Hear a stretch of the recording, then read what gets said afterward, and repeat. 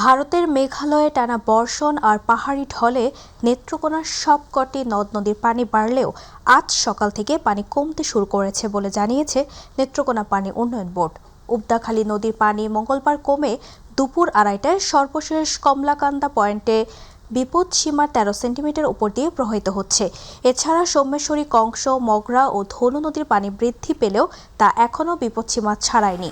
সবগুলো নদীর পানি কমেছে। এদিকে পাহাড়ি ঢলে জেলার সীমান্তবর্তী উপজেলা কলমাকান্দার রংছাতি, খারনৌ, পাঁচগাঁও, রমনাথপুর সহ বেশ কয়েকটি গ্রামের নিম্নাঞ্চলে ঢলের পানি ঢুকেছে। এতে মানুষের দুর্ভোগ বেড়েছে। জেলার পানি উন্নয়ন বোর্ডের তথ্য অনুযায়ী ভারতের মেঘালয়ে বৃষ্টিপাত অব্যাহত থাকলে জেলার কলমাকান্দা ও দুর্গাপুর উপজেলা নিম্নাঞ্চল প্লাবিত হবার শঙ্কা রয়েছে। পানি ভরা পাক ঘরে রাঁধতে পারি না, বাড়ি ভরা হানি ভরে গেছে, নদীর পারে পানি, ঘরে ধরে পানি ভরে গেছে। এই পানিতে মনে করেন আমরা সকলে ঘরবন্দি, এরপরে বাচ্চা কাচ্চা নিয়ে ঘর থেকে বাইরে নিয়ে খুবই সমস্যা। এরপরে গবাদি পশু আছে, তাদেরও আমরা ঘরের ভিতরে বন্দি করা রাখা। এই পানির কারণে সারাদিনই পানিবন্দী মানুষ। এখনো পর্যন্ত সরকারিভাবে কোনো বরাদ্দ বা কোনো কিছু আসে নাই বা ত্রাণ পায় নাই। মানুষ এভাবেই চলতেছে, মানে খাওয়া পেনা বন্ধ। ভারতের উজানের ঢল ও গত কয়েকদিনের টানা বৃষ্টিতে কুড়িগ্রামে বাড়ছে সবকটি নদ নদীর পানি। পানি বৃদ্ধির ফলে জেলার ৯টি উপজেলার নদী তীরবর্তী এলাকায় দেখা দিয়েছে তীব্র ভাঙ্গন আতঙ্কে দিন কাটাচ্ছেন নদী পাড়ের মানুষ। গত কয়েক সপ্তাহে নদী গর্ভে বিলীন হয়েছে ২৫০টির বেশি ঘরবাড়ি, আবাদি জমি ও বিভিন্ন স্থাপনা। কুড়িগ্রাম পানি উন্নয়ন বোর্ডের তথ্য অনুযায়ী গত ২৪ ঘণ্টায় ধরলা নদীর পানি কুড়িগ্রাম পয়েন্টে ১৮ সেন্টিমিটার বেড়ে বিপদসীমার ৫৩ সেন্টিমিটার এবং তালুক শিমুলবাড়ি পয়েন্টে ৯ সেন্টিমিটার বেড়ে বিপদসীমার ৫৫ সেন্টিমিটার নিচ দিয়ে প্রবাহিত হচ্ছে। দুধকুমার, তিস্তা ও ব্রহ্মপুত্র নদের পানিও বৃদ্ধি পেয়েছে।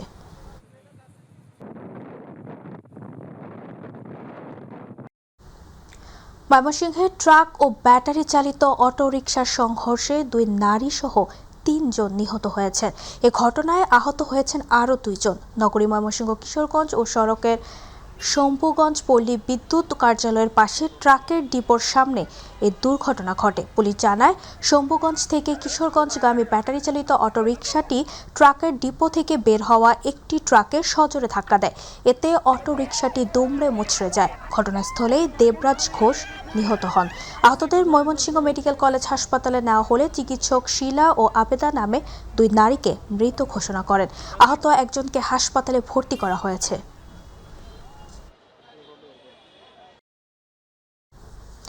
চাঁপাইনবাবগঞ্জে বিদ্যুৎস্পৃষ্ট হয়ে মা মেয়ে সহ ৩ জনের মৃত্যু হয়েছে। সকালে সদর উপজেলার বাড়াঘড়িয়া বাদুরতলা এলাকায় এই দুর্ঘটনা ঘটে। মৃতরা হলেন বাদুরতলা এলাকার মোহাম্মদ ভিখুর স্ত্রী হাসিনা বেগমের ভাতিজি আশা খাতুন ও তার মেয়ে মিম। পুলিশ জানায়, বাড়িতে একটি লোহার মই বৃষ্টিতে ভিজে বিদ্যুতায়িত হয়। ওই মই দিয়ে উপরে ওঠার সময় আশা খাতুন ও তার মেয়ে মিম বিদ্যুৎস্পৃষ্ট হয়। তাকে বাঁচাতে গেলে হাসিনা বেগমও বিদ্যুৎস্পৃষ্ট হয়ে ঘটনাস্থলে মারা যান। খবর পেয়ে পুলিশ ঘটনাস্থলে গিয়ে ৩ জনের মরদেহ উদ্ধার করে।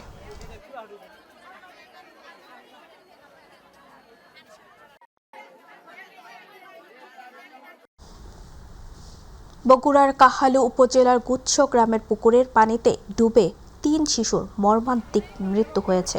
পুলিশ জানায়, সকাল ১০টার দিকে ৩ শিশু নিজ নিজ বাড়ি থেকে বের হয়। পরে দুপুর ১টার দিকে স্থানীয় বাসিন্দা সালমা খাতুন খাসের পুকুরের জাকিরুলের মরদেহ ভাসতে দেখে চিৎকার করলে এলাকাবাসী তাকে উদ্ধার করে দ্রুত শহীদ জিয়াউর রহমান মেডিকেল কলেজ হাসপাতালে নিয়ে যান।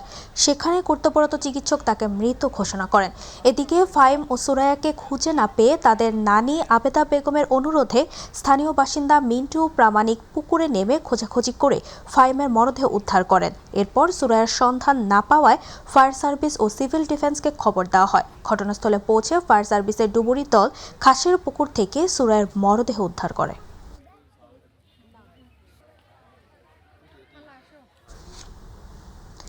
রাজশাহী বিশ্ববিদ্যালয় এলাকার শিক্ষার্থীদের রেলপথ অবরোধ প্রত্যাহার করা হয়েছে। এরপর চাঁপাইনবাবগঞ্জে গুরুত্বপূর্ণ সীমান্তবর্তী শুল্ক ও রেল স্টেশন রহনপুরে ট্রেন চলাচল স্বাভাবিক করার কার্যক্রম শুরু হয়েছে। তবে এই প্রতিবেদন লেখা পর্যন্ত রহনপুর থেকে কোনো ট্রেন ছেড়ে যায়নি। অবরোধের কারণে যাত্রীবাহী ট্রেনের পাশাপাশি ভারত থেকে আমদানিকৃত পণ্যবাহী ট্রেনও কয়েক ঘন্টা স্টেশনে আটকে ছিল। দীর্ঘ সময় অপেক্ষার কারণে নারী, শিশু ও বয়স্ক যাত্রীসহ বিভিন্ন গন্তব্যের যাত্রীরা ভোগান্তিতে পড়েন। একই সঙ্গে ভারতীয় পণ্যবাহী ট্রেন আটকে থাকায় সীমান্ত বাণিজ্যেও সাময়িক প্রভাব পড়ে। রহনপুর রেল স্টেশনের স্টেশন মাস্টার জানান, পর্যায়ক্রমে আটকে থাকা যাত্রীবাহী ও পণ্যবাহী ট্রেন গন্তব্যের উদ্দেশ্যে ছেড়ে দেওয়া হবে।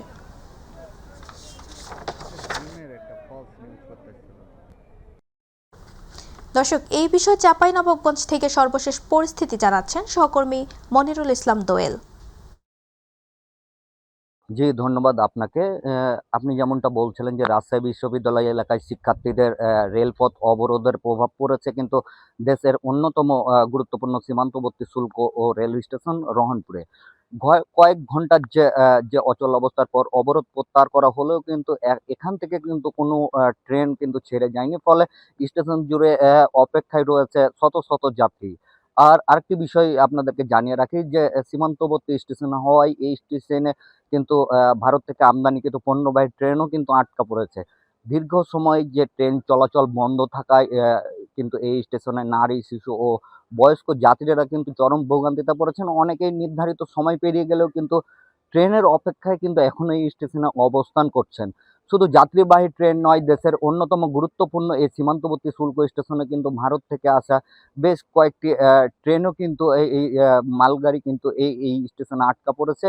এই বিষয়ে আমি কিন্তু রহনপুর রেল স্টেশনের স্টেশন মাস্টার কামরুল ইসলামের সাথে কথা বলছিলাম। তিনি বলছিলেন যে এই যে রাজশাহী বিশ্ববিদ্যালয়ের শিক্ষার্থীদের যে রেলপথ অবরোধ সেটি প্রত্যাহার করা হয়েছে এবং সেই প্রত্যাহারের সাথে সাথে কিন্তু যে স্টেশনের যে কর্মব্যস্ততা এটি কিন্তু বৃদ্ধি করা হয়েছে। কারণ হচ্ছে যে বিলম্বিত যে ট্রেনগুলো সেটি যথাসময়ে সিগন্যাল বা দেখা যাচ্ছে যে বিষয়গুলো থাকে সেটি কিন্তু মেনটেন করে কিন্তু এই ট্রেনগুলো কিন্তু পর্যায়ক্রমে পরিচালনা করা হবে। এই সাথে কিন্তু এই স্টেশন থেকে কিন্তু যে মালগাড়ি বা যে পণ্যবাহী ট্রেন সহ যে যাত্রীবাহী ট্রেনগুলো এটি কিন্তু ছাড়া হবে এই স্টেশন থেকে। এই ছিল চাঁপাইনবাবগঞ্জের রহনপুর রেল স্টেশন থেকে সর্বশেষ পরিস্থিতি। মনিরুল, আপনাকে ধন্যবাদ। জুলাই আগস্টের গণ অভ্যুত্থানে চক্ষুতে গুলিবিদ্ধ অনেক আহতকে উন্নত চিকিৎসার জন্য দুর্ভোগ পোহাতে হয়েছে বলে মন্তব্য করেছেন Chittagong city mayor doctor Shahadat Hossain.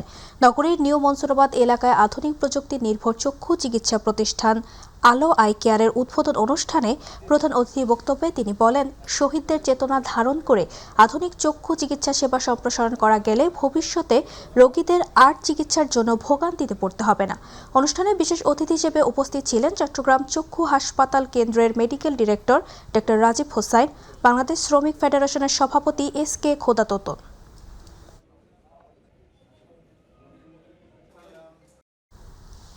পরিচ্ছন্ন করি নগর গ্রাম, গড়ি নান্দনিক চট্টগ্রাম এই প্রতিপাদ্যে আগামী শনিবার থেকে চট্টগ্রাম জেলার সব সরকারি দপ্তরে শুরু হচ্ছে পরিচ্ছন্নতা অভিযান।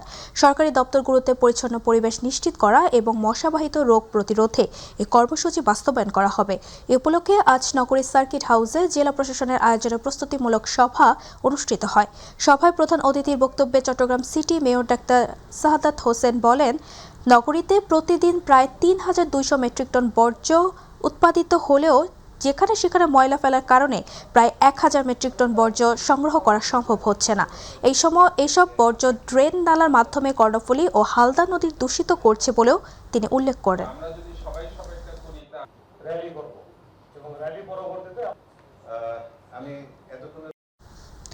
মাদারীপুরে গৃহবধূ লামিয়া আক্তার আত্মহত্যা প্ররোচনার মামলায় শ্বশুরসহ 3 জনকে গ্রেফতার করেছে পুলিশ। ভোরে বাগেরহাটের রামপাল এলাকার এক আত্মীয়ের বাসা থেকে তাকে গ্রেফতার করা হয়। গ্রেফতারকৃতরা হলেন লামিয়ার শ্বশুর খোকন ব্যাপারী এবং 2 ননদ রিঙ্কি আক্তার ও লিমা আক্তার। মামলার এজাহারে বলা হয়, ইতালি প্রবাসী আরিফ ব্যাপারীর সঙ্গে লামিয়ার বিয়ে হয় 3 বছর আগে। পরে পারিবারিক বিরোধ ও নির্যাতনের অভিযোগ ওঠে। গত 13 জুলাই বিষাক্ত চেতনানাশক পান করে অসুস্থ হয়ে পড়েন লামিয়া। ঢাকা মেডিকেলে চিকিৎসাধীন অবস্থায় 15 জুলাই তার মৃত্যু হয়। এ ঘটনায় মামলা হলে পুলিশ 3 জনকে গ্রেফতার করে আদালতে পাঠায়।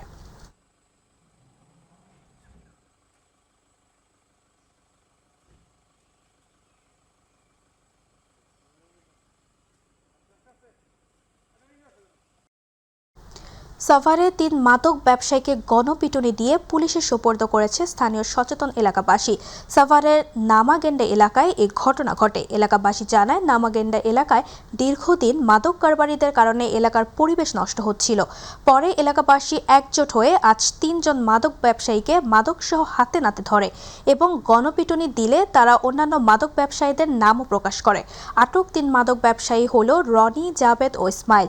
এ সময় তাদের কাছ থেকে 238 পিস ইয়াবা, 5 গ্রাম হেরোইন ও 300 গ্রাম গাঁজা উদ্ধার করা হয়। পরে তাদেরকে সাভার মডেল থানা পুলিশের কাছে হস্তান্তর করা হয়। এই যে এগুলা একজনে রাখতে দিছিল, মানে দিতে দিছিল ফাতেমা রেশমা। আচ্ছা আচ্ছা, কতদিন ধরে করে? মানে এরা রেগুলার করে, প্রায় 1 বছর 2 বছর হয়ে গেছে। কত টাকার ইয়াবা আছে এই জায়গায় বলতে পারি না আমি। এই 231 পিস ইয়াবা, তারপরে হলো 50 পুরা হেরোইন, 300 গ্রাম এটা কি গাঁজা সহ ধরা হয়েছে। এবং তার কাছে জিজ্ঞাসা করা হয়েছে আর কে কে এখানে অভিযুক্ত আছে। সেখানে আমরা 11 জনের লিস্ট পেয়েছি। কক্সবাজারের টেকনাফে অভিযান চালিয়ে চোলাই মদ সহ 2 মাদক কারবারিকে গ্রেফতার করেছে বর্ডার গার্ড বাংলাদেশ বিজিবি। এ সময় মাদক পাচারে ব্যবহৃত একটি সিএনজি জব্দ করা হয়। মঙ্গলবার টেকনাফ ব্যাটালিয়ন 2 বিজিবির অধিনায়ক লেফটেন্যান্ট কর্নেল মোহাম্মদ হানিফুর রহমান ভুইয়া এক সংবাদ বিজ্ঞপ্তিতে এই তথ্য জানান। তিনি জানান, সীমান্ত সুরক্ষার পাশাপাশি মাদক চোরাচালান ও অবৈধ পণ্য পাচার রোধে নিয়মিত অভিযান পরিচালনা করছে বিজিবি। গোপন সংবাদের ভিত্তিতে আলীর ডেল চেকপোস্টে সিএনজি তল্লাশি চালিয়ে 60 লিটার দেশীয় চোলাই মদ উদ্ধার করা হয়। এ সময় আব্দুল খালেক ও আব্দুল আমিন নামে 2 মাদক কারবারিকে গ্রেফতার করা হয়।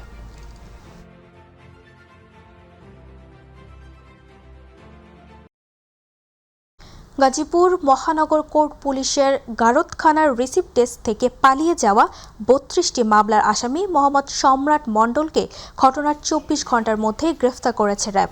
মঙ্গলবার ময়মনসিংহের কোতোয়ালি থানার কাশর এলাকায় যৌথ অভিযান চালিয়ে তাকে গ্রেফতার করা হয়। র্যাব 1 গাজীপুর ও র্যাব 14 ময়মনসিংহের যৌথ আভিযানিক দল গোয়েন্দা তথ্যের ভিত্তিতে এই অভিযান পরিচালনা করে। র্যাব জানায়, সোমবার দুপুরে জিএমপি কোর্ট পুলিশের গারদখানার রিসিভ ডেস্ক থেকে কৌশলে হাতকড়া খুলে দৌড়ে পালিয়ে যায় সম্রাট। এ ঘটনায় গাজীপুর সদর থানায় মামলা দায়ের করা হয়।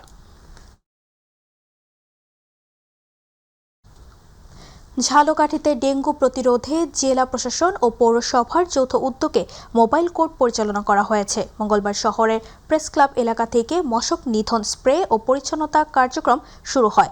পরে শহরে বিভিন্ন আবাসিক ও বাণিজ্যিক ভবন, শিক্ষা প্রতিষ্ঠান সহ বিভিন্ন স্থাপনায় অভিযান চালানো হয়। অভিযানে জমে থাকা পানি, অপরিচ্ছন্ন পরিবেশ এবং এডিস মশার প্রজননের অনুকূল স্থানগুলো তদারকি করা হয়।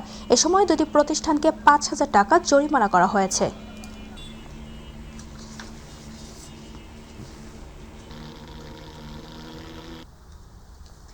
মুন্সিগঞ্জের সিরাজদিখান উপজেলার নিমতলা কোটগাঁও এলাকায় কেমিস্ট ছাড়াই বিভিন্ন ধরনের কসমেটিক্স পণ্য উৎপাদনের দায়ে ফ্যান্সি লিমিটেড কসমেটিক্স ফ্যাক্টরিকে 50,000 টাকা জরিমানা করেছে জাতীয় ভোক্তা অধিকার সংরক্ষণ অধিদপ্তর। মঙ্গলবার জাতীয় ভোক্তা অধিকার সংরক্ষণ অধিদপ্তরের মুন্সিগঞ্জ জেলা কার্যালয়ের উদ্যোগে এই অভিযান পরিচালনা করা হয়। অভিযানে নেতৃত্ব দেন সহকারী পরিচালক আসিফ আল আজাদ। তিনি জানান, ফ্যান্সি লিমিটেড কসমেটিক্স ফ্যাক্টরিতে কোনো কেমিস্ট ছাড়াই রাসায়নিক উপাদান ব্যবহার করে cream, lotion, shampoo, nail polish remover, facial scrub ও আফটারশেভ সহ বিভিন্ন পণ্য উৎপাদন করা হচ্ছিল। এছাড়া পণ্যের গুণগত মান পরীক্ষার কোনো ব্যবস্থা ছিল না। এসব অনিয়মের কারণে প্রতিষ্ঠানটির ম্যানেজার আল মামুনকে 50,000 টাকা জরিমানা করা হয়।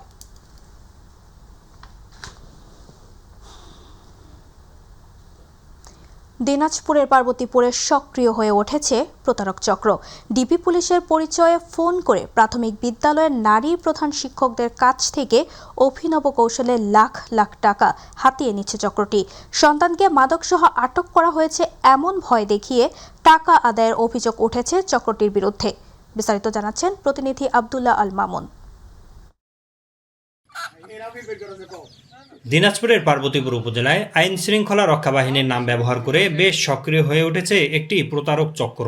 বিভিন্ন সরকারি প্রাথমিক বিদ্যালয়ের নারী প্রধান শিক্ষকদের ফোন করে নিজেদের ডিবি পুলিশের সদস্য পরিচয় দিচ্ছে সংঘবদ্ধ এ চক্রের সদস্যরা। প্রথমে বিভিন্ন বিশ্ববিদ্যালয়ে পড়ুয়া সন্তানদের মাদকসহ আটক করা হয়েছে এমন খবর দেওয়া হয়। পরে বিষয়টি গোপন রাখতে দ্রুত টাকা পাঠানোর মাধ্যমে মামলা না দিয়ে ছেড়ে দেওয়া হবে এমন প্রলোভন ও ভয়ভীতি দেখানো হয়। বিষয়টি বুঝে ওঠার আগেই চক্রের প্রতারণার ফাঁদে পা দিয়ে নগদ অর্থ খুইয়েছেন অনেকে। ভুক্তভোগীদের দাবি, মুঠোফোনে লাইনে রেখেই বিকাশের মাধ্যমে আদায় করা হয়েছে চক্রের দাবিকৃত টাকা। 15,000 টাকা ছিল, 15,000 টাকায় আমি বিকাশ করে দিয়েছি। পরে আবার আরো 5,000 টাকা দাবি করে, আরো 5,000 টাকা আমি ধার করে পাঠাই দিই। পরে এই 5,000 টাকা দেওয়ার পরও 20,000 টাকা দেওয়ার পরও তারা খরচ চায়, আবার খরচটাও পাঠাই দিই। আমি কোনো কিছু যাচাই বাছাই না করে আমার ব্রেন কাজ করে নেই, আমি 50,000 টাকা কাজে দিয়েছি 3 ধাপে। প্রতারণার বিষয়টি জানার পর প্রাথমিক শিক্ষা অফিসের পক্ষ থেকে সচেতন করা হয়েছে বলে জানিয়েছেন এই কর্মকর্তা। কয়েকজন শিক্ষক তাদের হাতে পা দিয়ে আর্থিকভাবে ক্ষতিগ্রস্ত হয়েছে। বিষয়টি জানার পর আমরা আমাদের উপজেলায় যে সমস্ত শিক্ষকের সঙ্গে যোগাযোগ করা সম্ভব হচ্ছে তাদেরকে এই বিষয়টি নিয়ে সতর্ক করেছি। এ ঘটনায় লিখিত অভিযোগ পাওয়ার বিষয়টি নিশ্চিত করে তদন্ত সাপেক্ষে ব্যবস্থা নেওয়ার কথা জানিয়েছে থানা পুলিশ। শুধু তাই নয়, প্রতারক চক্রকে ধরতে একাধিক টিম কাজ করছে বলে জানিয়েছেন পুলিশের ঊর্ধ্বতন এই কর্মকর্তা। বর্তমান প্রেক্ষাপটে আমরা দেখেছি অনেক প্রতারক চক্র বিভিন্ন লোকের মোবাইল নাম্বার কালেক্ট করে তারা প্রতারণার মাধ্যমে টাকা সংগ্রহ করতেছে এবং এই প্রতারকদেরকে আমরা চিহ্নিত করার ব্যবস্থা করেছি। আমাদের কাছে একটা অভিযোগ এসেছে, এই অভিযোগ নিয়ে আমরা আইনগত যতটুকু প্রক্রিয়া আমরা অব্যাহত রেখেছি। এদিকে আইনগত ব্যবস্থা গ্রহণের পাশাপাশি লেনদেনের ক্ষেত্রে সকলকে সতর্ক হওয়ার আহ্বান জানিয়েছেন উপজেলা প্রশাসন। এই বিষয়টা আমি অবগত হওয়ার সঙ্গেই আমি আমার প্রাথমিক শিক্ষা অফিসার মহোদয়কে জানিয়েছি এবং সকলকে জানিয়ে দিতে বলেছি। আমরা যেন এই অনলাইন প্ল্যাটফর্মে, ডিজিটাল প্ল্যাটফর্মে কেউ প্রতারিত না হই, সবকিছু তথ্য আগে যাচাই বাছাই করে তারপর সিদ্ধান্ত যেন নেই। প্রতারক চক্র এখন মানুষের আবেগ ও আতঙ্ককে পুঁজি করে নতুন নতুন কৌশলে প্রতারণা করছে। তাই কোনো ফোন কলের ভিত্তিতে তড়িঘড়ি করে অর্থ লেনদেন না করে তথ্য যাচাই এবং আইন শৃঙ্খলা বাহিনীর সহায়তা নেওয়ার পরামর্শ সংশ্লিষ্টদের। মেহেরপুরে চুরি ও পকেট মার সন্দেহে 6 নারী সদস্যকে আটক করেছে স্থানীয়রা। সকাল 10:30টার দিকে মেহেরপুর জেনারেল হাসপাতাল থেকে তাদের আটক করে কর্মরত আনসার সদস্যদের হাতে তুলে দেওয়া হয়। পুলিশ জানায় এদের বাড়ি জামালপুর জেলায়। মেহেরপুর সদর উপজেলার আমঝুপি গ্রামে একটি ভাড়া বাড়িতে অবস্থান করে। হাসপাতালে ভুক্তভোগী হাসান আলী জানান তার স্ত্রী জান্নাতুল খাতুন হাসপাতালে ভর্তি রয়েছেন। সকালের দিকে তাকে দেখতে আসে তার আত্মীয় রানী খাতুন। সঙ্গে ছিল 2 বছর বয়সী এক শিশু। শিশুটিকে নিয়ে হাসপাতালের লিফটে 6 তলা থেকে নিচে নামছিলেন। এ সময় শিশুটির হাতে থাকা একটি স্বর্ণের বালা ছিনিয়ে নেয় চোর চক্রের সদস্যরা। পরে একটি রোগীর পকেট থেকে টাকা বের করতে গিয়ে হাতে নাতে জনতার হাতে ধরা পড়ে ওই 6 নারী সদস্য। পরে তাদের তুলে দেওয়া হয় হাসপাতালে কর্মরত আনসার সদস্যদের হাতে।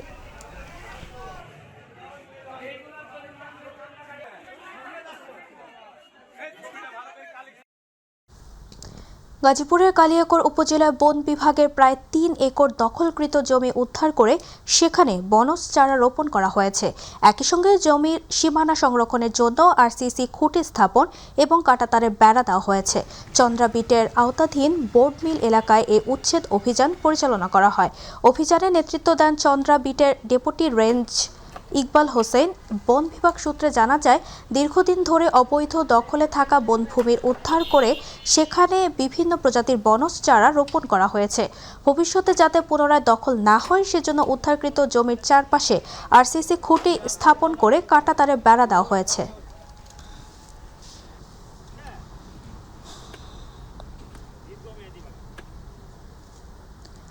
বরগুনায় চুরির আতঙ্কে এলাকাবাসী। বরগুনা সদর উপজেলার 1 নং বদরখালী ইউনিয়নের 4 নম্বর ওয়ার্ডে একই রাতে একাধিক দোকান, বসতবাড়ি ও একটি সরকারি প্রাথমিক বিদ্যালয়ে অভিনব কায়দায় চুরির ঘটনা ঘটেছে।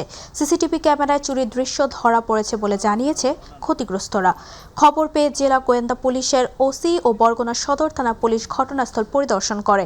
সিসিটিভি ফুটেজ সংগ্রহ সহ ঘটনা তদন্ত শুরু করেছে পুলিশ। এদিকে দ্রুত ফুলছড়ি বাজারে পুলিশ ক্যাম্প স্থাপন করা ও চোরদের দ্রুত শনাক্ত করে গ্রেফতার এবং চুরি হওয়া মালামাল উদ্ধারের দাবি জানিয়েছেন ক্ষতিগ্রস্ত ব্যবসায়ী ও স্থানীয়রা।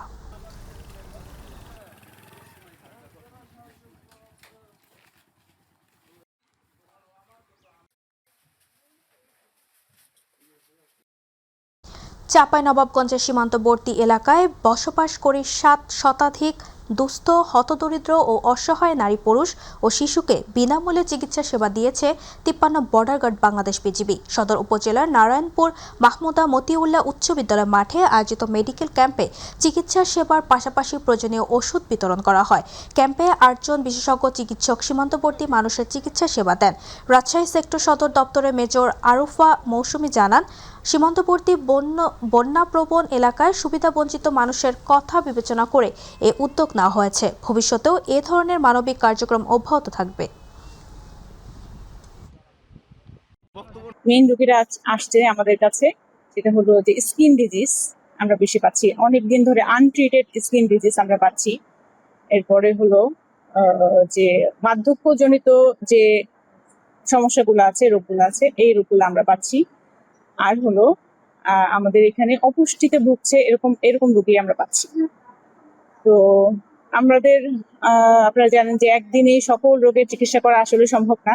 আমরা যতটুকু পারি আমাদের পক্ষ থেকে আমরা সচেতনতা বাড়াচ্ছি। এই চিকিৎসা সেবার মাধ্যমে আমরা সকল রোগের চিকিৎসা করা তো আসলে সম্ভব না, তারপর আমরা চেষ্টা করে যাচ্ছি। চট্টগ্রাম নগরীর বায়াজিৎ থানার আলীনগর এলাকায় চাঁদাবাজি, বসতবাড়িতে হামলা, প্রাণনাশের হুমকি এবং পরিবারের নিরাপত্তাহীনতার অভিযোগে সংবাদ সম্মেলন করেছেন এক ভুক্তভোগী পরিবার। চট্টগ্রাম প্রেস ক্লাবে আয়োজিত সংবাদ সম্মেলনে ভুক্তভোগী আশা পুতুল অভিযোগ করেন, কয়েকজন ব্যক্তি দীর্ঘদিন ধরে তাদের কাছে চাঁদা দাবি করে আসছেন। চাঁদা না দেওয়ায় তাদের বাড়িতে হামলা ও ভয়ভীতি প্রদর্শন করা হচ্ছে। এ ঘটনার দায়ের করা মামলায় সুষ্ঠু তদন্ত, অভিযুক্তদের গ্রেফতার এবং পরিবারের নিরাপত্তা নিশ্চিত করতে প্রশাসনের হস্তক্ষেপ কামনা করেন তিনি।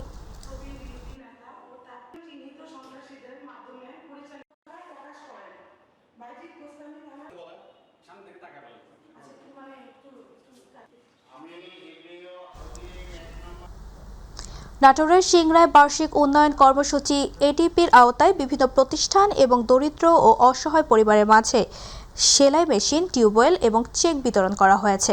সকালে উপজেলা পরিষদ হলরুমে প্রধান অতিথি হিসেবে বিতরণ কার্যক্রম উদ্বোধন করেন নাটোর 3 আসনের সংসদ সদস্য আনোয়ারুল ইসলাম আনু। সভাপতিত্ব করেন উপজেলা নির্বাহী অফিসার আব্দুল্লাহ আল রিফাত।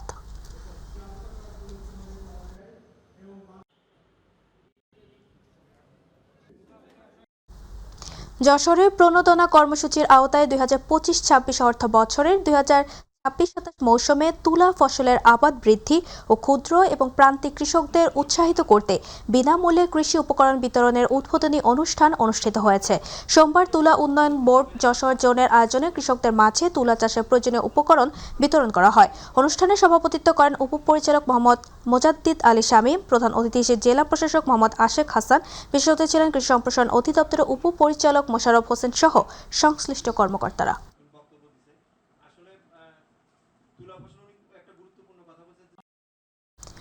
ঝিনাইদহের মহেশপুরে উপজেলা দিন বিসিআইসি ও বিএডিসি সার ডিলারগণদের সাথে মতবিনিময় সভা অনুষ্ঠিত হয়েছে। মঙ্গলবার উপজেলা পরিষদ হলরুমে এ সভা অনুষ্ঠিত হয়।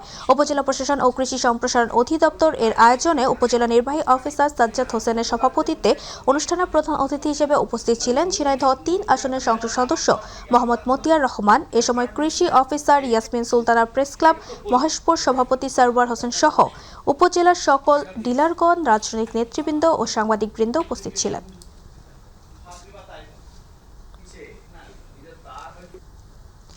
চট্টগ্রাম নগরীর যানজট নিরসনে বেসরকারি হাসপাতাল ও ডায়াগনস্টিক সেন্টারগুলোর পার্কিং ব্যবস্থা যাচাইয়ের মাঠে নেমেছে চট্টগ্রাম উন্নয়ন কর্তৃপক্ষ সিডিএ।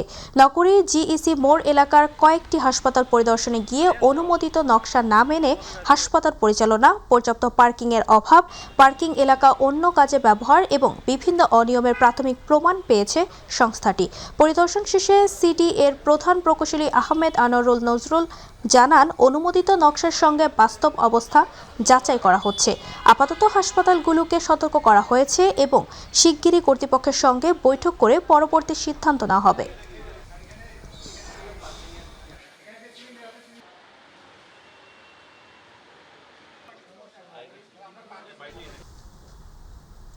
ব্রাহ্মণবাড়িয়ার সুলতানপুর ব্যাটালিয়ন 60 বিজিবির অভিযানে সীমান্তে বিপুল সংখ্যক কচ্ছপ জব্দ এবং বন বিভাগের তত্ত্বাবধানে অবমুক্ত করা হয়েছে।